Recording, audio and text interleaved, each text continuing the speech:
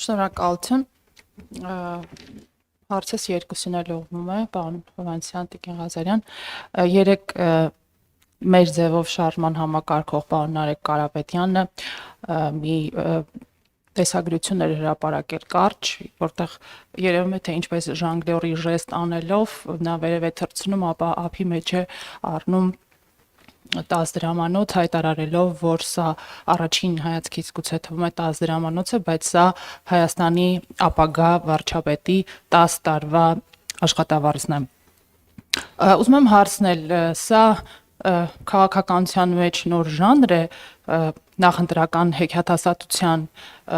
ոճում եւ որպես հավելում ասեմ, որ երեք կառավարություն ազգային ժողով հարց ու պատասխանից հետո մեր ձևովի Facebook-յան էջում զետեղվել են երկու սկրին, որոնցից մեկում պատկերված է մեր ձևը, այսինքն իրենց ձևը 1 դրամ աշխատավարձ եւ ձեր ձևը, որը մեջբերում է պարոն վարչապետի երեկվա ելույթից ոտերներդ կջարդեմ։ Ձեր մեկնաբանությունները։ Շնորհակալ եմ հարցի համար։ Նախ անդրադառնալով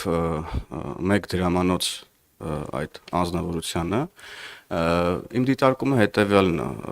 սա պետությունն է եւ պետական կառավարման համակարգում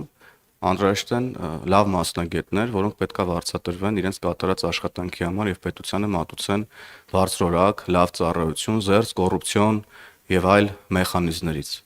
Հիմա ձեր նշած անձնավորությունը ըստ էության, երբ որ հայտարարում է, որ կան մարդիկ կամ կա մարդով պատրաստ է որպես վարչապետ աշխատել 1 դրամով, ըստ էության նման ծանր եւ պատասխանատու աշխատանք կատարել 1 դրամով, հարցեր են առաջանում, թե այդ մարդու կարիքներն ով է հոգալու, ով է կերակրելու այդ մարդուն, ով է հագցնելու այդ մարդուն։ Եվ այս հարցերի պատասխաններն ըստ էության տանում են այնտեղ, որ ուրիշներն են այդ ամեն ինչը անելու եւ հետեւաբար ուրիշներն են այդ մարդկանց միջոցով երկիրը կառավարելու։ Էլ չեմ խոսում, որ եթե մարդը իր աշխատանքի դիմաց վարձատրություն չի ստանում, ուրիշ տեղից է այդ գումարը վերցնում, սև, մութ ճանապարհներով, ըստ էության այս հայտարարությունը պրիմիտիվ եւ նաեւ վտանգավոր հայտարարություն է, եւ ես կոչ եմ անում նման պրիմիտիվ հայտարարություններով չփորձել խաբել մեր ժողովրդին։ Շնորհակալ եմ հարցի համար,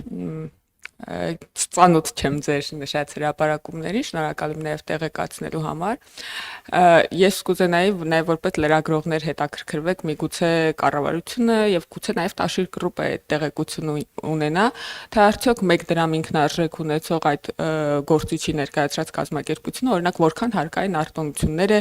խնդրել եւ ստացել կառավարությունից վերջի տարիներին, արդյոք դա 1 դրամ է եղել, թե մի քանի միլիարդ դրամ։ Պետք է հասկանալ, որովհետև եթե չեմ սխալվում, ժամանակ առ ժամանակ պարբերաբար կառավարության նիստում այդպիսի որոշումներ են կայացվում, միգուցե էկոնոմիկայի նախարարությունը այդ մասին կարողանա որակյալ արձագանք տա, ամբողջական պատկերը ունենաք, եւ նաեւ ինչ վերաբերում է Հայաստանում աշխատավարձերին, ես համաձայն եմ իհարկե պարոն Հովհաննիսյանի հետ,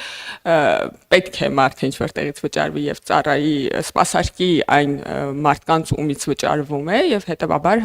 մենք կարծում ենք, որ Հայաստանում պետական ապարատի աշխատողներ պետք է վճարվեն ժողովրդի հարկերից, որպեսզի սպասարկեն ժողովրդի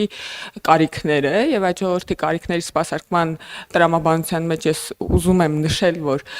վերջին մեր